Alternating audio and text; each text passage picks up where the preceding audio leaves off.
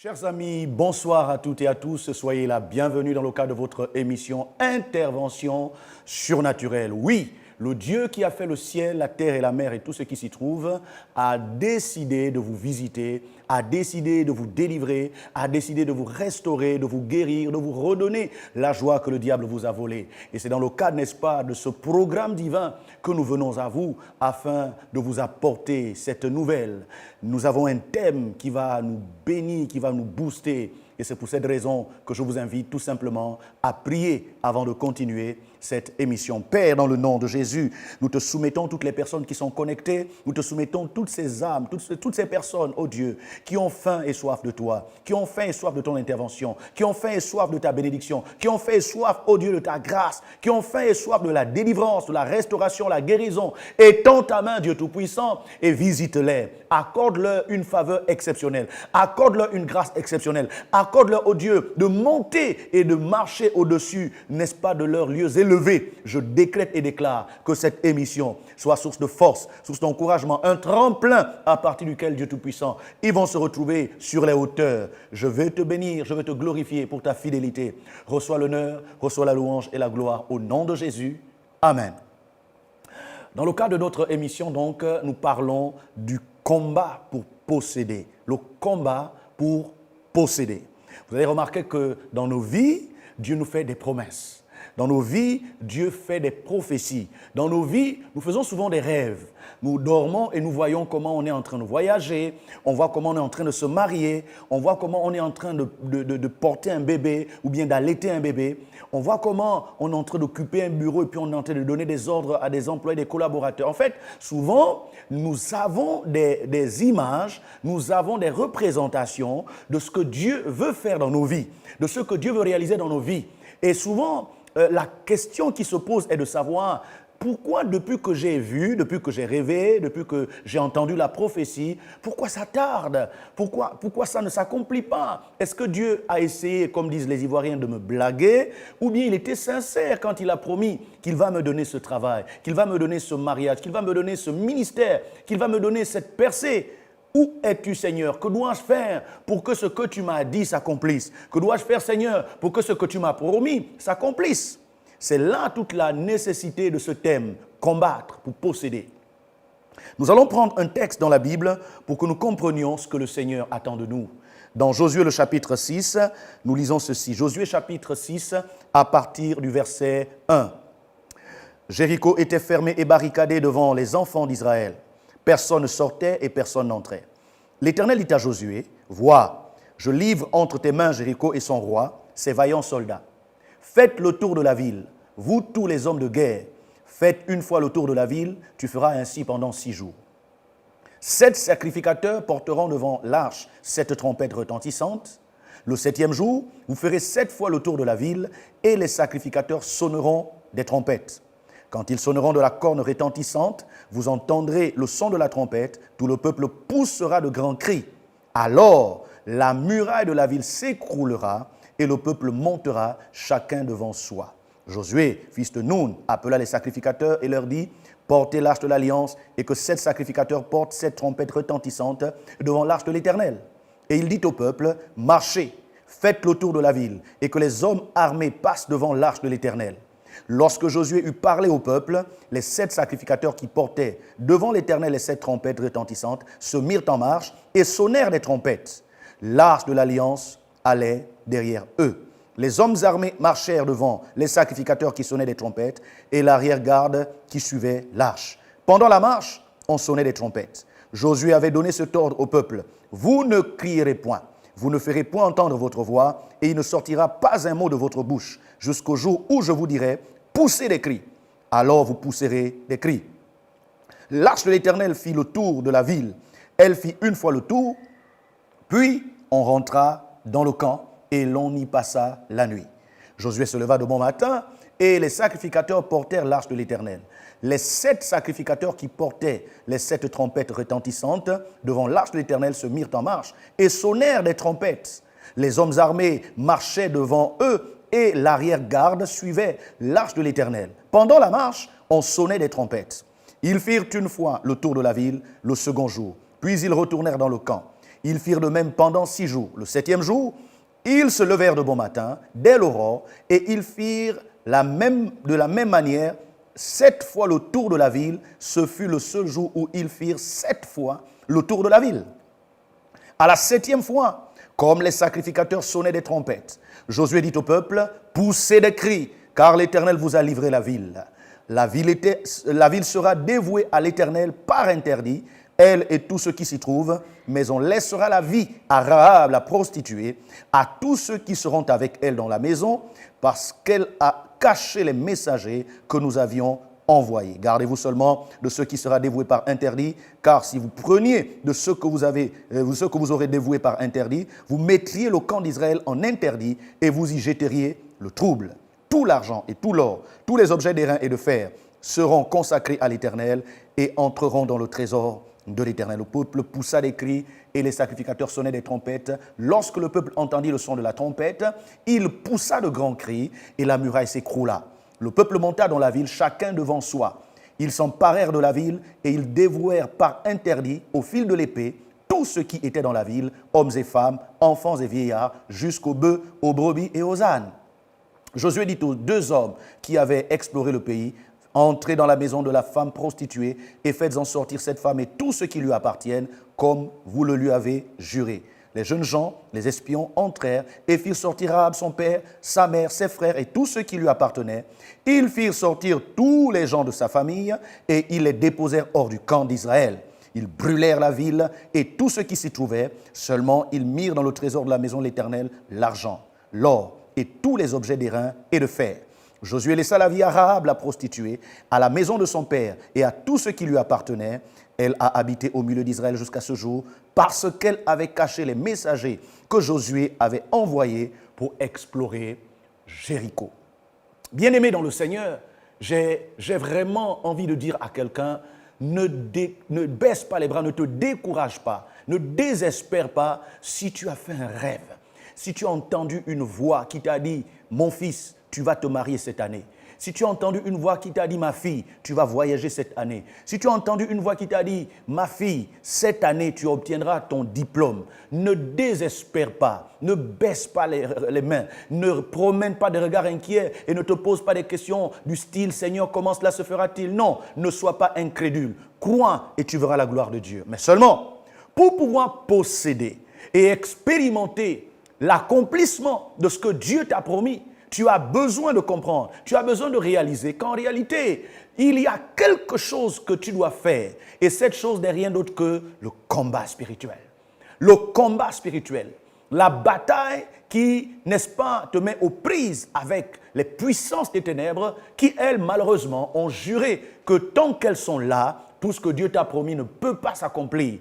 Il y a des entités, il y a des esprits, il y a des principautés, des dominations, des pouvoirs, des esprits méchants qui ont juré que tant qu'elles sont là, tu ne te marieras pas. Tant qu'elles sont là, tu ne travailleras pas. Tant qu'elles sont là, tu ne vas pas avoir ce travail. Tu ne vas pas avoir cette voiture. Cette maison ne s'achèvera jamais. Je ne sais pas ce que Dieu t'a promis, mais ce que je sais, c'est que derrière la promesse de Dieu, il t'a donné ce que la Bible dit dans Éphésiens 6, 12, appelle les armes spirituelles. La Bible déclare, car nous n'avons pas à lutter contre la chair et le sang, mais contre les dominations, contre les principautés, contre les pouvoirs, contre les esprits méchants dans les lieux célestes. Et c'est ainsi qu'on nous donne des armes. On nous parle de la vérité pour ceinture. On nous parle de la cuirasse de la justice. On nous parle de l'épée de l'esprit. On nous parle du bouclier de la foi. On nous parle des chaussures du zèle que donne l'évangile le Père. Bien-aimé, j'aimerais que tu réalises que Dieu a mis à notre disposition un arsenal pour le combat, pour la bataille. Car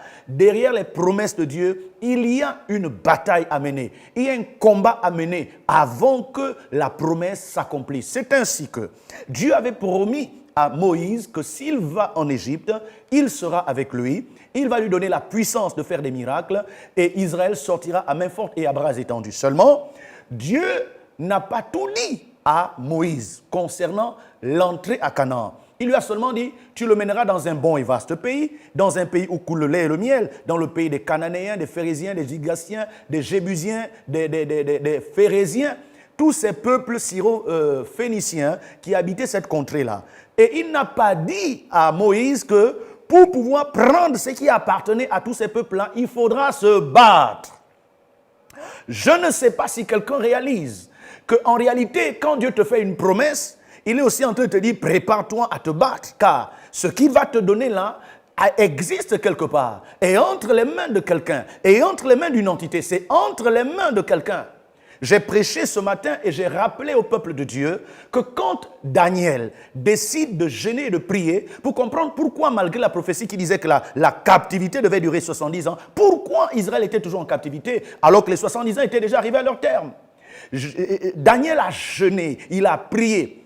Et la Bible dit son jeûne et sa prière ont permis, n'est-ce pas, à Michaël de venir combattre les entités qui bloquaient pendant 3 semaines l'ange Gabriel. L'ange Gabriel, la mission et l'autorité que Dieu lui a donnée, c'est seulement porter des nouvelles, porter des informations. Mais Gabriel n'est pas dans la classe des anges du combat. Et donc, les promesses, les visions, les révélations, les prophéties sont gérées quelque part par Gabriel. Mais Gabriel à lui seul ne suffit pas pour que tu te maries comme tu as vu dans le rêve, pour que tu travailles comme tu as vu dans le rêve, pour que tu aies cet enfant, pour que tu aies ce building, cet immeuble, pour que tu puisses être élu, mon frère. Ce n'est pas suffisant d'avoir vu dans le rêve qu'on t'installait au fauteuil, on t'installait comme ministre, comme DG, je ne sais pas, comme député, sénateur, président. Je ne sais pas quel est le rêve que tu as fait. Mais sache une chose, derrière la promesse, derrière la révélation, derrière la prophétie, il y a une exigence de préparation au combat. C'est après le combat que tu seras couronné. Et j'aime ce chant de Trina qui dit « Je serai couronné après ce combat ». Ça suppose que tu combats et que tu obtiens la victoire. Car pour obtenir la couronne, il faut d'abord l'arracher des mains de celui qui l'a aujourd'hui.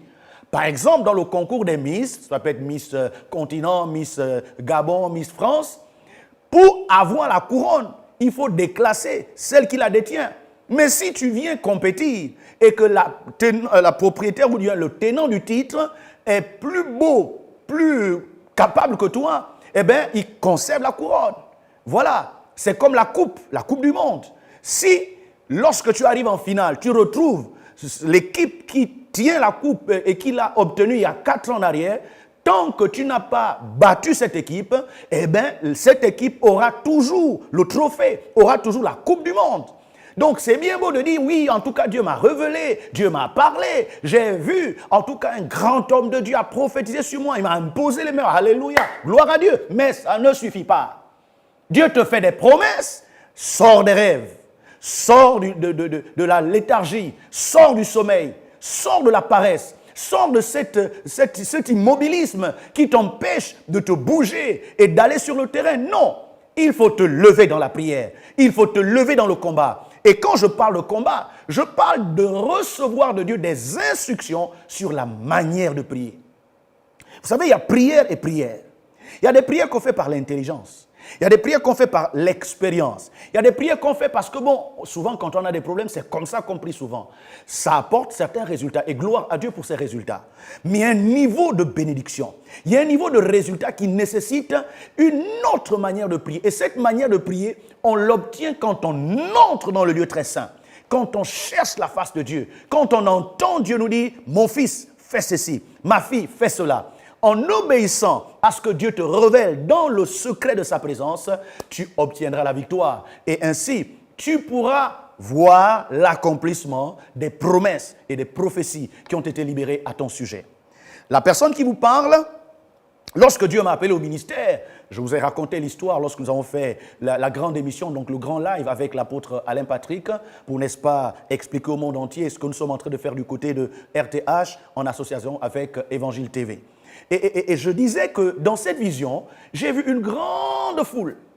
Et la foule, malheureusement, je n'avais pas la capacité de voir l'extrémité, la fin de cette foule. Ils étaient à perte de vue.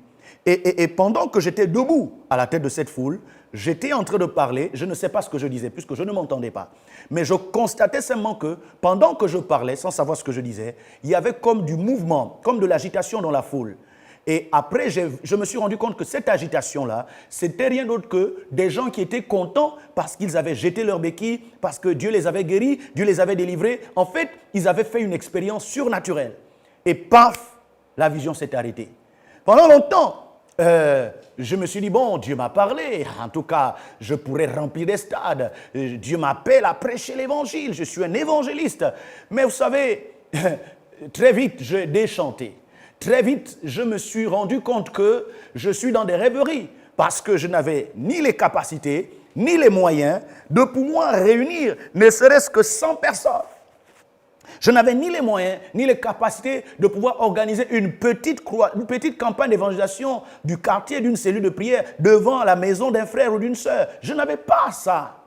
Et alors, j'ai commencé à développer des frustrations. Je dis, Seigneur, ce n'est pas normal.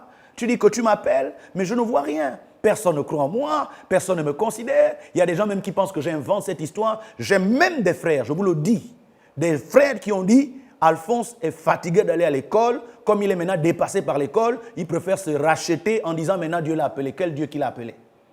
On m'a imposé de continuer les études pour prouver que c'est vraiment Dieu qui m'a appelé. Il faut d'abord que je puisse passer pendant au moins 3 ans en classe supérieure, que j'obtienne un diplôme. Alors maintenant, ils auront la preuve que c'est vraiment Dieu qui m'a appelé. Vous voyez un peu jusqu'où l'incrédulité peut amener les gens. J'ai fait ce qu'ils m'ont demandé, parce que de toute façon, ce n'était pas dans mon intérêt de me lancer seul. Il fallait bien que les gens croient en moi, il fallait bien que les gens m'apportent leur crédit et leur confiance. J'ai fait ce qu'on m'a demandé. Et quand je reviens pour dire, bon, vraiment, mon cœur brûle, il faut que je serve Dieu. Alors, quand je vais m'inscrire à l'école biblique, les personnes qui m'avaient encadré ont commencé à me lâcher. En tout cas, ce n'est pas Dieu, vraiment, ce n'est pas normal. Heureusement que quelque chose va se passer. Pendant que j'étais en train de lutter dans la prière, d'abord, pour avoir juste de quoi m'inscrire à l'école biblique, parce que l'école biblique, ce n'est pas gratuit.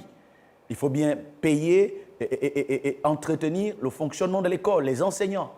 Et donc, je n'avais même pas les moyens de payer l'inscription. Je n'avais même pas les moyens de payer les mensualités à l'école biblique. Donc, je passais mes nuits à prier, la journée à méditer et à prier, parce que la première semaine, il fallait que je trouve l'argent. Dieu a touché le cœur d'un frère. Il m'a payé l'inscription. C'est le pasteur César Boutimba de l'Alliance chrétienne et missionnaire à l'époque et qui aujourd'hui, n'est-ce pas, fait un travail merveilleux, n'est-ce pas, pour le corps de Christ. Et puis, après l'inscription, le combat maintenant, c'était, il faut que je puisse payer à la fin du mois. Voilà, parce que chaque mois, il fallait payer les mensualités, les collages. Il fallait aussi payer des livres. J'étais là, mon Dieu, je fais comment? Mes parents ne croyaient plus en moi. Ceux qui m'ont encadré ne croyaient pas en moi. En fait, j'étais livré à moi-même. Mais au bout de 4 à 5 jours de lutte dans la prière, de veillée, de jeûne, Dieu va toucher le cœur d'un couple. Le couple Pongui, Ghislaine et Émile vont m'aborder avant le début du cours, je crois, le mercredi ou le jeudi, et ils vont me dire, tu fais comment pour payer ton école? Je dis, bon, en tout cas, moi, je fais confiance à Dieu, je n'ai pas les moyens, mais je sais qu'il va pouvoir. Et c'est comme ça qu'ils vont me confier qu'ils ont prié et Dieu leur a mis à cœur de me payer ma scolarité. Vous ne pouvez pas imaginer. Devant eux, je n'ai pas manifesté mon excitation. Mais quand je suis reparti à la maison du frère qui me gardait à l'époque, j'ai béni Dieu toute la nuit parce qu'il venait de me donner la preuve que je n'étais pas en train d'inventer des choses, que je n'étais pas en train de rêvasser, mais qu'en réalité, c'est lui qui était derrière cet appel.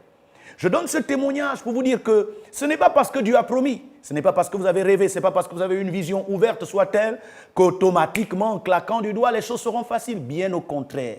Les choses les plus divines ont les plus grands combats. Les choses les plus spirituelles ont les plus grandes attaques. Et quelqu'un a dit, Dieu réserve ses plus grandes épreuves à ses meilleurs soldats, à ses vaillants héros. Plus Dieu veut t'utiliser, plus il va permettre des obstacles. C'est ainsi que quand on voit cette histoire, on se rend compte que le même Dieu qui a dit à Josué un petit matin, réveille-toi. Est-ce que tu es au courant que Moïse, mon serviteur, est mort? Ah bon? Oui, et Moïse est mort. Bon, maintenant, je veux te dire que ce n'est pas parce qu'il est mort que ces gens-là qui sont au désert avec toi vont être enterrés ici au désert. Ce que j'ai promis à Moïse à propos de Canaan va s'accomplir. Mais j'estime que je ne veux pas passer par un ancien. Je ne veux pas passer par Mariam, je ne veux pas passer par Aaron, je veux passer par toi, Josué. Tu étais à son école, tu connais son caractère, tu connais sa mentalité, tu connais ses principes, tu as toujours été à côté de lui. C'est toi que je vais utiliser. Lève-toi, car c'est toi qui mettras ce peuple en possession du pays que j'ai juré à leur père de leur donner. Fortifie-toi, prends courage, que ce livre de la loi que je te prescris ne s'éloigne point de ta bouche. Médite-le jour et nuit pour agir fidèlement selon toute la loi que je t'ai prescrite. Ne t'en détourne ni à droite ni à gauche. Observe seulement et je serai avec toi. Et Israël saura que je serai avec toi comme j'ai été avec Moïse. Josué tombe des nues. Jusqu'à la veille, il se définissait comme un simple collaborateur, un membre du protocole, un agent de sécurité, quelqu'un qui soulève le sac de l'homme de Dieu, quelqu'un qui attrape le téléphone de l'homme de Dieu, quelqu'un que l'homme de Dieu envoie souvent, va me prendre les unités, va me déposer le courrier là-bas. Il n'a jamais imaginé qu'il serait un jour appelé homme de Dieu, surtout pas à la dimension de Moïse. Mes amis, j'ouvre une parenthèse pour dire Dieu bénit toujours la fidélité. Dieu bénit la loyauté. Quand tu es fidèle et loyal, Dieu te donne au-delà de ce que tu peux attendre. Mais je referme vite cette parenthèse pour rappeler que lorsque Dieu a promis qu'il va utiliser Josué pour la conquête, pour que Israël devienne propriétaire de Canaan, qui jusqu'à la mort de Moïse n'était qu'une promesse, n'était qu'un projet, n'était qu'une aventure, puisque pendant 40 ans, Israël a tourné en rond dans le désert difficile. Et ils n'avaient toujours pas trouvé le chemin, la porte d'accès à Canaan. Quand Dieu dit ça à Josué, il se pose la question de savoir je fais comment. Et vous connaissez l'histoire, Dieu va d'abord organiser la traversée du Jourdain. Et en organisant la traversée du Jourdain, il a fortifié la foi de Josué. Il lui a donné de l'assurance. Il dit, il faut que je fende le Jourdain afin que les anciens croient que je suis avec toi comme j'ai été avec Moïse. Vous savez, quand vous voulez marcher avec Dieu, Dieu fait aussi des miracles intermédiaires, pour vous donner de l'assurance à vous-même, mais aussi pour convaincre les plus sceptiques, qui vous observent et se posent la question de savoir, cet enfant-là veut nous amener où? Cette femme-là, qu'est-ce qu'elle essaie de raconter? Même nous-mêmes qui sommes dans Dieu depuis longtemps, on n'a jamais fait ça. Il y a des miracles intermédiaires qui sont là pour faire taire les débats, pour faire taire les questions et amener les gens à se dire, bon, pourquoi pas? S'il a réussi à faire ça, peut-être que Dieu est avec lui. Si elle a réussi à faire cela, peut-être que Dieu est avec elle. C'est important. Après donc la traversée du Jourdain, la Bible nous dit, ils se retrouvent donc de l'autre côté, aux plaines de Jéricho. Ils sont déjà en plein dans le territoire de Canaan, sauf que, étant dans Canaan, la première ville qui permet d'accéder dans tout le territoire du pays de Canaan, qui est un conglomérat, un ensemble de plusieurs peuples qui habitaient chacun dans un coin comme des tribus dispersées. La porte d'accès, c'est une ville qu'on appelle Jéricho. Waouh, Seigneur, toi aussi. Comment, après toutes ces difficultés, après 40 ans de difficultés au désert, tu ne permets pas qu'on soit enfin tranquille? Tout ce que tu nous trouves à nous donner, tout ce que tu nous sers, c'est Jéricho. La Bible dit Jéricho se caractérisait par le fait que, premièrement, la muraille qui protégeait Jéricho était une grande muraille. Et pour vous faire une idée, il suffit de voir la muraille de Chine. Vous comprendrez de quoi nous parlons. La muraille de Chine nous permet de comprendre qu'est-ce qu'était cette muraille de Jéricho. Dans cette muraille, elle était tellement large et épaisse, il y avait des habitations. C'était comme un grand immeuble circulaire autour de la ville et des gens avaient leurs appartements dans cette muraille. C'est ainsi que les espions ont découvert une certaine Rahab, prostituée, qui a collaboré avec eux afin, n'est-ce pas, de leur donner des stratégies pour pouvoir posséder le pays. Elle va dire aux espions, je sais que l'Éternel est avec vous. Je sais que l'Éternel vous a donné le pays. Alors tout ce que je vous demande, quand vous allez prendre possession du pays, souvenez-vous de moi et de ma famille, parce que je vous ai protégé lorsque le roi et ses soldats ont voulu vous tuer. Alors, Josué et ses amis sont repartis et la Bible nous dit que quand il fallait maintenant posséder Canaan, Jéricho était toujours là. Jéricho n'a pas disparu parce qu'ils ont parlé en langue. Jéricho n'a pas disparu parce qu'ils ont jeûné. Jéricho était là, comme pour dire vos histoires de Dieu a dit, Dieu a dit, Dieu a dit, on va voir maintenant. Dieu a dit, on va voir maintenant. Jéricho est là. Et n'oubliez pas qu'en dehors de Jéricho, il y avait une grande armée. Le roi de Jéricho avait l'une des plus grandes armées de son temps et de cette région. Donc, la Bible dit, Dieu se révèle à Josué et lui dit, écoute, même si Jéricho est fermé et barricadé, même si personne n'arrive à sortir et à entrer, j'aimerais te dire que si tu arrives à voir en esprit comment je te livre, 1, Jéricho, 2, son roi, 3, ses vaillants soldats, je te garantis que les murailles de Jéricho vont tomber. Waouh!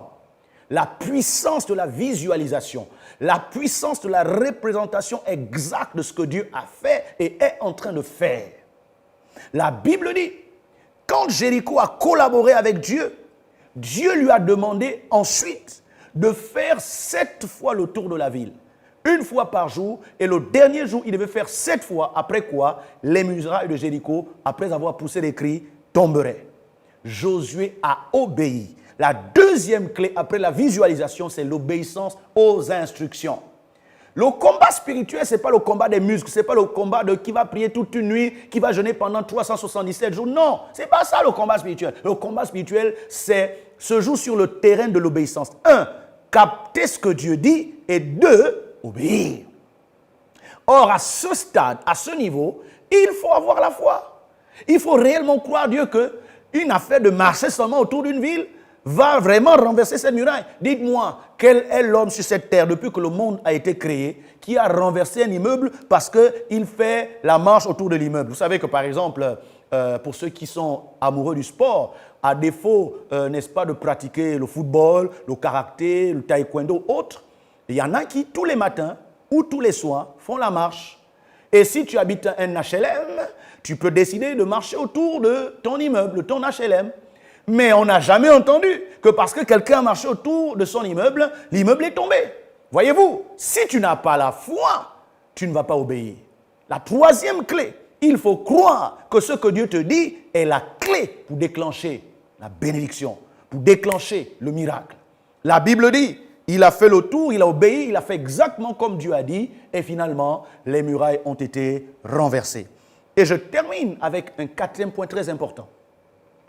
Au-delà du spectacle glorieux qu'était l'écroulement et le renversement de la muraille de Jéricho, Dieu précise, Dieu indique que dans cette affaire-là, quand les murailles vont tomber, il y aura la débandade, les soldats vont fuir, beaucoup vont mourir, et vous allez trouver des trésors. Vous allez trouver de l'or, de l'argent, de l'airain, toutes sortes de richesses. Attention, il ne faut pas que les 40 ans de galère que vous avez passés au désert vous amène à penser que ça y est, Dieu nous a bénis, on peut maintenant prendre l'argent et puis maintenant commencer chacun à s'organiser pour être riche, pour être ceci. Attention, vous n'êtes qu'à un point intermédiaire, une zone intermédiaire, une zone tampon.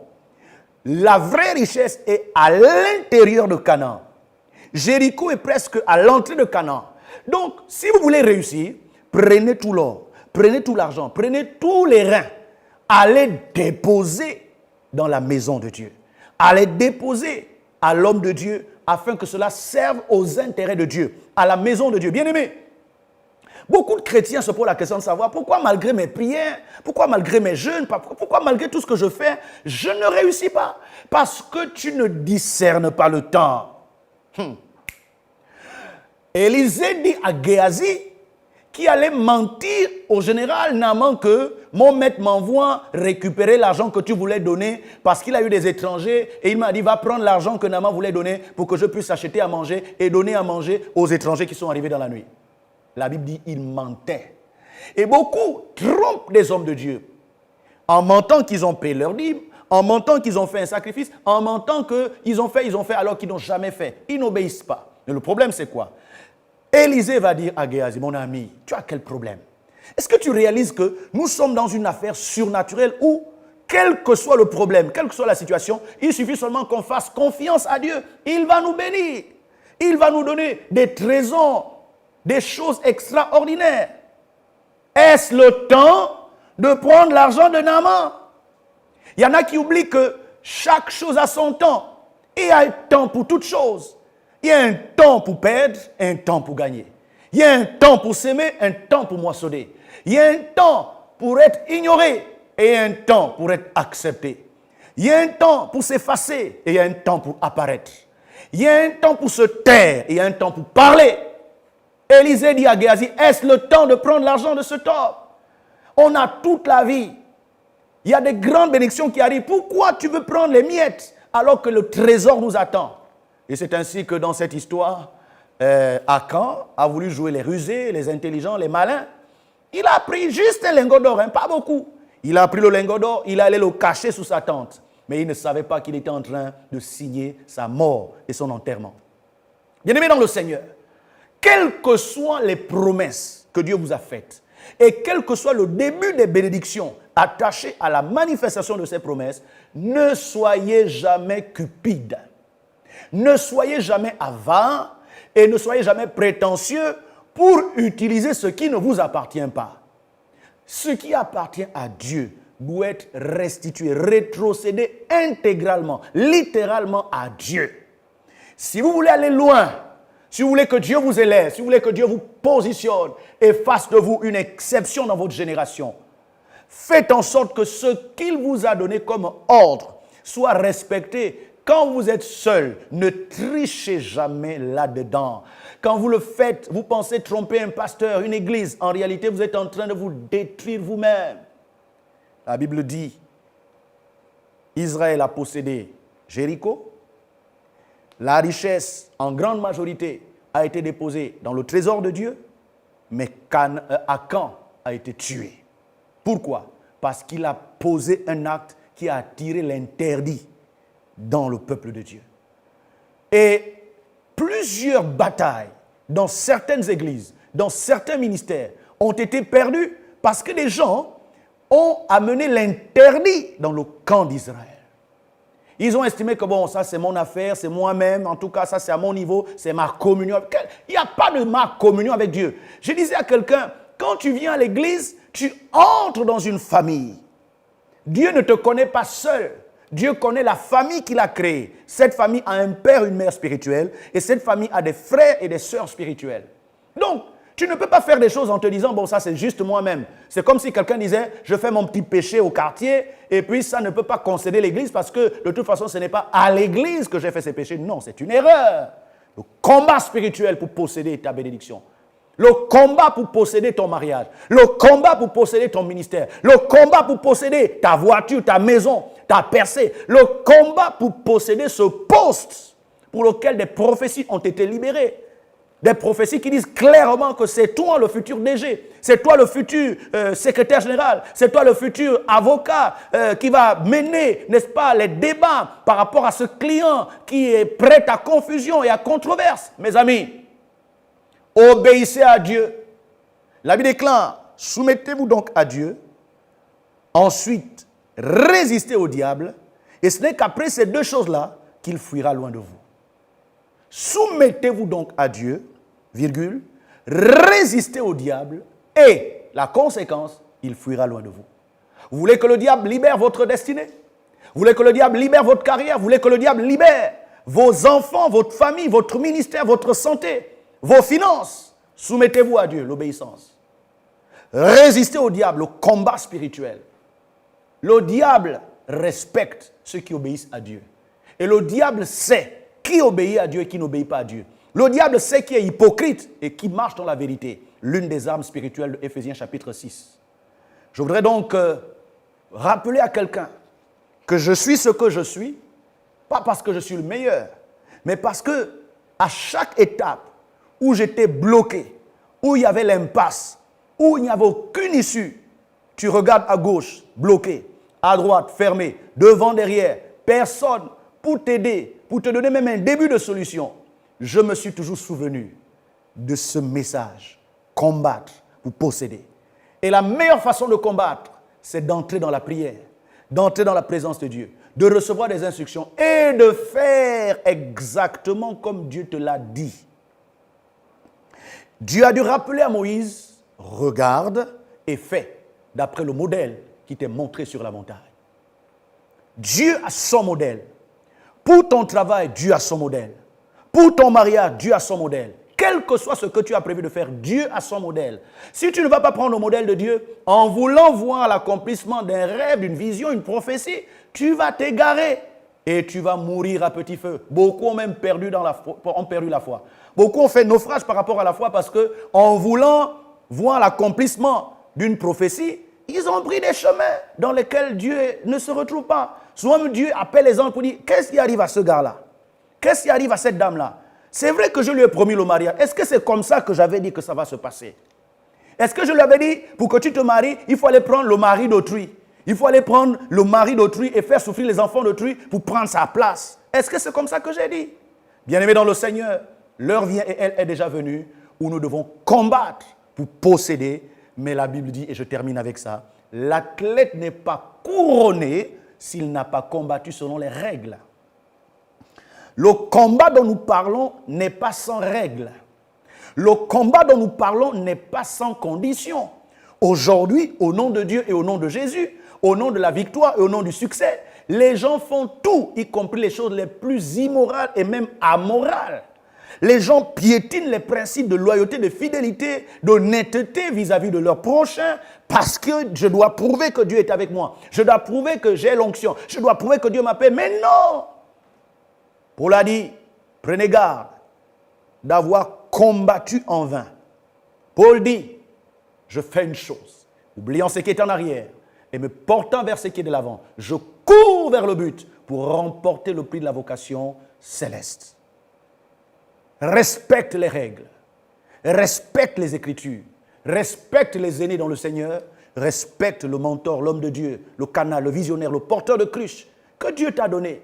Il peut ne pas avoir le visage que tu voulais avoir. Il peut ne pas avoir le poids que tu voulais respecter. Il peut ne pas avoir la corpulence, le teint, le langage que tu voulais. Mais c'est quand même lui que Dieu a mis pour prier pour toi, pour te conseiller, pour t'aider à sortir et à traverser plusieurs vallées de l'ombre de la mort, afin que le bonheur et la grâce t'accompagnent.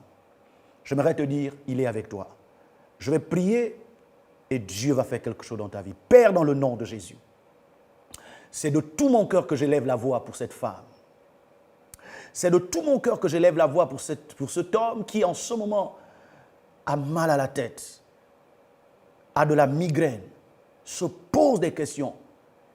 Cette jeune fille qui veut se suicider pour obéir aux pressions de Satan parce qu'elle est devant une impasse, parce qu'elle ne sait pas quoi dire ni quoi faire pour montrer qu'elle ne se reconnaît pas dans les accusations qu'elle subit. Oh Dieu!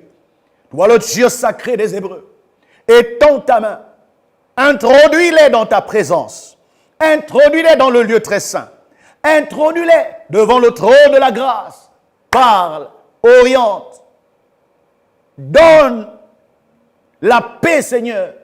N'as-tu pas dit ne vous inquiétez de rien, mais en toute chose, faites connaître vos besoins à Dieu par des prières, des supplications, avec des actions de grâce, et la paix de Dieu qui surpasse toute intelligence gardera vos cœurs et vos pensées. Seigneur, mets la paix dans son cœur.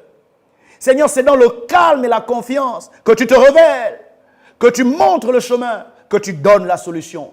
Visite-les, Seigneur. Touche-les, Seigneur. Où elle est et soutiens-les. Seigneur, certains comme Pierre ont obéi au départ, et ils ont été gagnés par l'incrédulité. Ils ont obéi au départ. Ils ont été gagnés par la mondanité. Ils ont obéi au départ. Ils se sont laissés tromper par leur mauvaise compagnie. Et ils ont commencé à couler. Mais toi, le Rédempteur, toi, le Sauveur, toi qui rachètes, lève-toi, étends ta main, tiens-les et retire-les, Seigneur, des eaux qui veulent les engloutir. Retire-les, Seigneur, du chaos. Retire-les, Seigneur, de la mort. Retire-les, Seigneur, de l'échec. Retire-les du désespoir. Au nom de Jésus-Christ de Nazareth, je bénis les entrailles. Je bénis le travail. Je bénis la carrière. Je bénis la santé. Je bénis les études. Je bénis les finances. Je bénis la vie de prière. Je bénis l'engagement, la résolution à marcher avec toi. La consécration, le zèle, l'envie de te plaire. Je renouvelle, Seigneur, la consécration. Je renouvelle la faim et la soif des choses de Dieu dans son cœur. Au nom de Jésus-Christ de Nazareth. Merci pour ta fidélité. Merci pour ton grand amour. Je crois qu'un grand témoignage est sur le point d'arriver à cette femme. Un grand témoignage est sur le point d'arriver à cet homme, à cette jeune fille. C'est ma prière. Au nom de Jésus. Amen. Chers amis, Dieu m'a dit que les 3 numéros que nous avons déjà faits, il y a des témoignages. Il y a des personnes qui ont expérimenté la grâce, la visitation, l'intervention surnaturelle, divine, de Dieu. La meilleure façon de conserver ton miracle, la meilleure façon de conserver ta bénédiction, il faut témoigner. Et la première personne qui doit être informée de ce que Dieu a fait dans ta vie, c'est l'homme de Dieu qui a été utilisé pour te donner la parole, le réma qui a déclenché le miracle. Mon numéro WhatsApp pour que tu me partages ton témoignage, c'est le plus 241 62 426 46 68. Plus 241 62 426 46 68. Fais-moi juste un message. Si tu veux, fais-moi une note vocale. Je réponds toujours. Et si tu penses que tu as un sujet de prière particulier pour lequel tu veux que j'intercède pour toi, partage-moi ta requête à travers le WhatsApp. Pour ceux qui veulent soutenir cette émission et qui veulent que Dieu les amène en eau profonde, qui ne veulent pas se contenter juste d'apprécier un pasteur qui prêche, mais qui veulent vraiment voir Dieu faire des grandes choses à travers cette émission, un numéro pour vos offrandes, vos soutiens par mobile cash, c'est le 074 80 425 425. 074 80 425 425. Je rappelle à toutes et à tous que vous recevrez toujours des notifications, même si votre téléphone est éteint, quand vous allez le rallumer, même si vous n'avez pas de forfait, quand vous allez mettre du forfait, vous aurez toujours des notifications de nos vidéos, si et seulement vous vous abonnez. Alors, pendant que vous êtes en train de suivre, commencez par appuyer la petite cloche, abonnez-vous, et ainsi, vous ne raterez rien de ce qui se passe à RTH by Évangile TV. Je vous bénis au nom du Seigneur Jésus-Christ. Je prie afin que aucun oiseau du ciel ne vous vole une seule parole que vous avez entendue aujourd'hui. Shalom et à la prochaine.